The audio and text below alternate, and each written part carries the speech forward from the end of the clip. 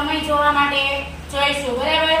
આપણે પ્રકરણ આવે છે ને ગણિતમાં કે ઘડિયાળમાં કેટલા વાગ્યા, તો કઈ રીતે આપણને સમજણ પડે, તો અહીંયા જુઓ નંબર 12 નંબર આપણે છે 12 છે એ ક્યાં છે વચ્ચે 1 2 3 4 5 6 7 8 9 10 11 બરાબર। 12 છે એ ક્યાં છે વચ્ચે, ક્યાં છે વચ્ચે। જ્યારે આ ત્રણે ત્રણ કાંટા 12 ઉપર ભેગા થાય ત્યારે એકદમ 12 વાગ્યા કહેવાય। કેટલા વાગ્યા કહેવાય 12। કેટલા વાગ્યા કહેવાય 12।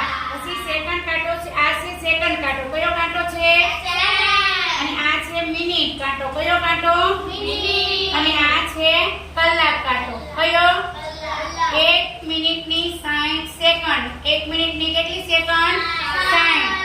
જ્યારે અહીંયા 1 મિનિટ પૂરી થાય ત્યારે આ સેકન્ડ કાંટો છે ઈ 60 વાર ફરશે। કેટલી વાર ફરશે 60 વાર બરાબર। હવે અહીંયા 12 વાગ્યા છે તો એક પોઈન્ટ કાંટો આ મિનિટ કાંટો ચાલે આગળ તો 1 મિનિટ પૂરી થઈ। પછી બીજા પોઈન્ટ ઉપર પહોંચે તો 2 મિનિટ પૂરી થઈ। ત્રીજા પોઈન્ટ પર પહોંચે તો 3 મિનિટ પૂરી થઈ। ચોથા પોઈન્ટ પર પહોંચે તો 4 અને 5 પોઈન્ટ 1 પર પહોંચે એટલે 5 મિનિટ પૂરી થાય। હવે એવી જ રીતે 5 નો ઘડિયા પ્રમાણે જો અહીંયાથી 12 અને 1 ની વચ્ચે 5 મિનિટનું અંતર છે, કેટલી મિનિટનું 5, તો અહીંયા આપણે 5 નો ઘડિયો એવી રીતે જો આ બે ની વચ્ચે 5, પછી અહીંયા પહોંચે તો કેટલી મિનિટ થાય 10, પછી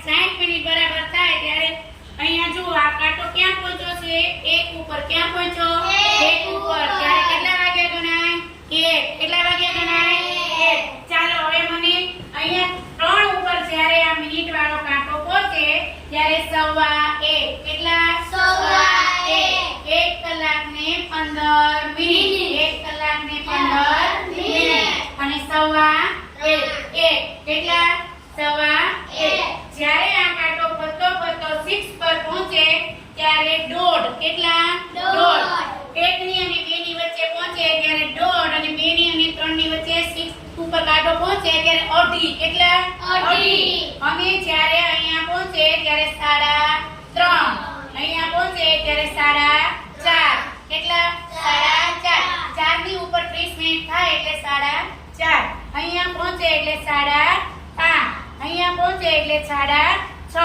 એવી રીતે 7:30 8:30 9:30 10:30 11:30